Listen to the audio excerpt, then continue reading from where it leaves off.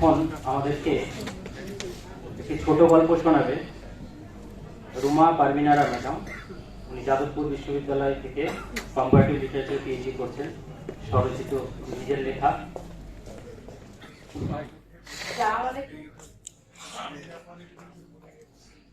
আজকের আমি যে গল্পটা বলবো, গল্পটা এখানে পাঠ করবো, সেটা আজকেরই দিনদর্পণ পত্রিকাতে প্রকাশিত হয়েছে।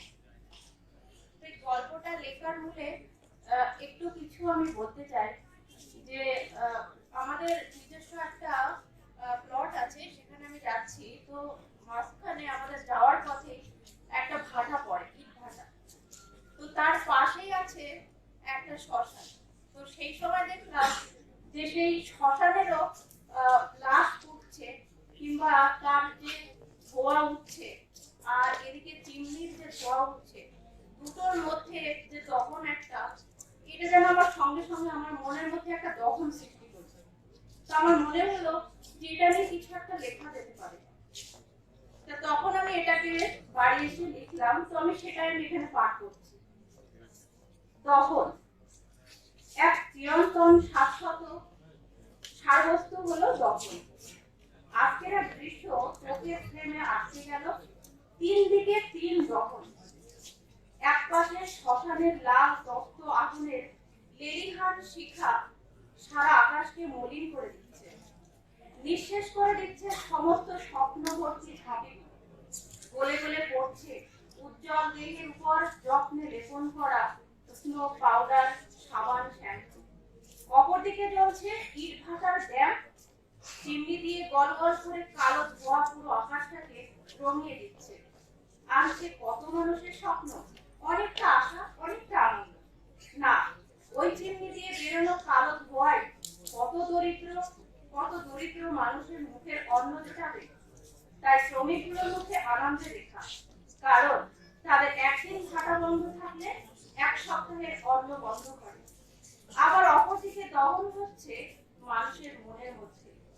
যে দহনের দাহ্য বস্তুগুলো হলো তার সমস্ত সময়ের তিল তিল করে গড়ে তোলা স্বপ্ন।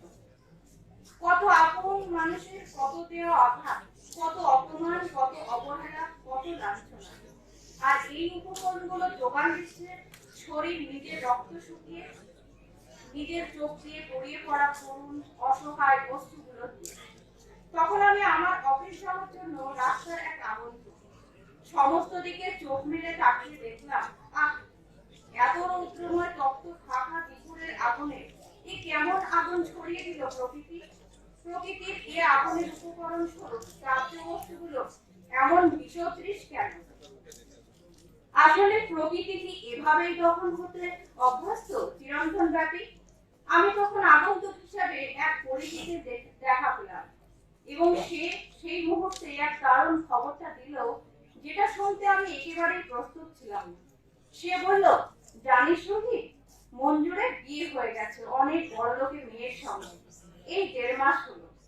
তখন আমি শোনা মাত্রই কয়েক মুহূর্ত অসহায়ের মতো হয়ে যেন নির্বাক হয়ে হারিয়ে গেলাম কোনো অজানার দেশে, যেখানে মঞ্জুরের সঙ্গে কত শত দুঃখ, হাসি, ভালোবাসার মুহূর্ত কাটিয়েছিলাম।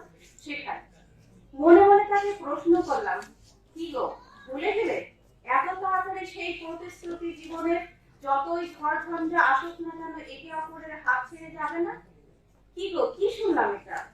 ও আচ্ছা, আমি গরিব বলে নিজের লোভের কাছে প্রতিশ্রুতির বিসর্জন দিয়ে শেষ রক্ষা দরজাটা ফুট করে বন্ধ করে দিলে? বড় লোকের টাকার মুখে ছুটে গেলে?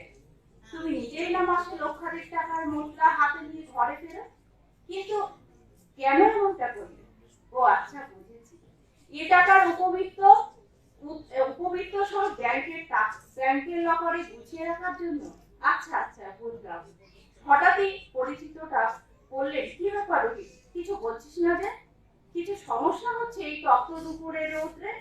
তখন একটা মুচকি হাসি দিয়ে বললাম, না না, আসলে তেমনটা নয়, তবে হ্যাঁ, একটু বেশি গরমে লাগলো হঠাৎ করে, তাই আর কি।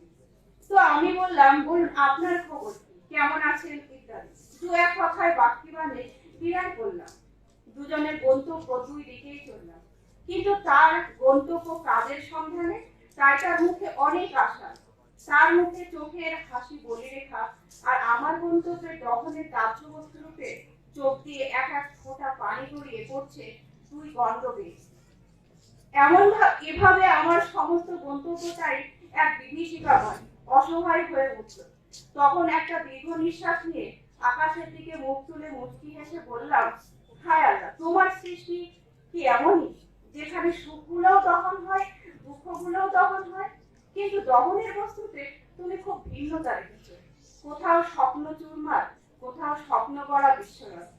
তোমার সৃষ্ট এই পৃথিবীর প্রকৃতি গড়াতে সত্যিই তুলনা হয় না। আর এ কারণেই এই দুঃখ সুখের দহনের মধ্যেও রেখেছো অনেক ধৈর্য, অনেক সবর, আর রেখেছো অনেক লোভ লালসা, ধোঁকা, শয়তানের মতো বিধ্বংসী মদের স্বরূপ দাহ্য বস্তু। তবে আমি যেন বিড়বিড় করে বললাম, আল্লাহ, তোমার ওই বিধানের পরিবর্তন করলে কি খুব ক্ষতি হয়ে যাবে? তুমি ইচ্ছে করলেই তো এমন দহনের দাহ্য বস্তুগুলোকে নিয়ে দিয়ে শান্তির সুশৃঙ্খল বজায় রাখতেই পারো। আজ আমার মতো কত শত অসহায় রুগীদের বুকের দহন চিরকাল তাকে পুড়িয়ে অঙ্গার করে দিচ্ছে এমন মঞ্জুরদের মতো লোভী কীর্তের দ্বারা। পাশাপাশি সমদৃশ্য প্রত্যক্ষত হয় মঞ্জুরদের মতো সমসংখ্যক নারী জাতির মধ্যেও, যারা পুরুষের প্রকৃত ভালোবাসার অর্থে নিজেকে বিলিয়ে দিলেও তৎমুহূর্তে অন্য কুরুচিকর বিত্তশালী অর্থশালী পুরুষের দিকে নিজেকে বিমুক্ত করতে দ্বিধা করেন।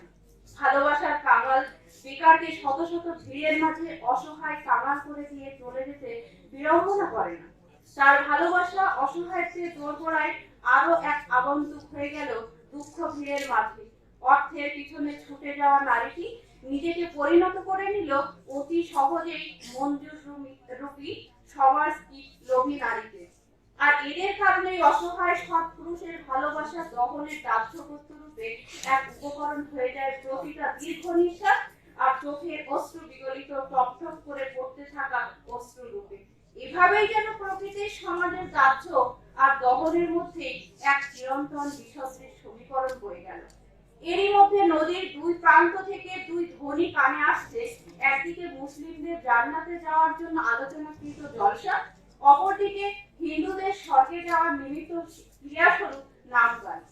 তখন আরেকটু মুছতে গেলাম এবং পুনরায় আবার একটু মুছতে হাসি দিয়ে একান্তেই বললাম, সত্যি কত বিচিত্র এই জগৎ সংসার, যেখানে মানুষের মধ্যে ভয় আছে তাই আল্লাহ ভগবানকে মানছে, কিন্তু এটাও মানছে সমাজে ধনী হতে গেলে অপরকে আঘাত করার নিয়ম স্বরূপ নিজেদের কৌশলী হিংস্র মানবিকতাকেও ব্যবহার করছে। এখানে যেন পুরোটাই একটা ধাঁধা। এই ধাঁধার মধ্যে মূর্ছিত হতে হচ্ছে প্রকৃতি সমাজের আসল রূপ, আসল সত্য বাছাই করতে। এখানেই আবার মঞ্জুরদের মতো কত কীট পবিত্র নামাজের নামে কলঙ্ক রটিয়ে কপাল ঢুকে কালো ছোপ দাগ করে মানুষের মধ্যে মুখ বাড়িয়ে বড়াই করে ধার্মিক বলে। এরাই থাকে ধর্মে কর্মে কুকাজে সর্বত্রই। তাই নিজের মনকে বোঝালাম, এমন ভেদধারী কীটদের থেকে নিজেকে সরিয়ে নিয়ে নিজের মনকে পুনরায় চালিত করার জন্য তাই পা চালালাম আর ভাবতে লাগলাম, আসলে এই পৃথিবীর সমস্তটাই প্রাকৃতিক। সে কারণেই প্রকৃতির কোলে ভূমিষ্ঠ হওয়ার দিন যেমন কান্নার দুঃখ নিয়ে আসতে হয়েছিল, তেমনি দুনিয়াতে সুখের চাইতে দুঃখের মাত্রাটা অনেক বেশি। আর এ কারণেই আমরাও অভ্যস্ত হয়ে গেছি কিংবা বুঝেছি শত দুঃখের মধ্যেও মাথা নত করে মুছতে না থেকে থেমে না গিয়ে চলতে হবে। চলাই শ্রেয়, চলাই জীবন। তাই যেন বলতে হয় চলো পা চলো, বেড়া পার হও, সামনেই সদর দরজায় পড়া নাচছে তোমারই অদূর ভবিষ্যৎ, বেড়া চলো পা বাড়ো। নমস্কার, আসসালামু আলাইকুম। ধন্যবাদ।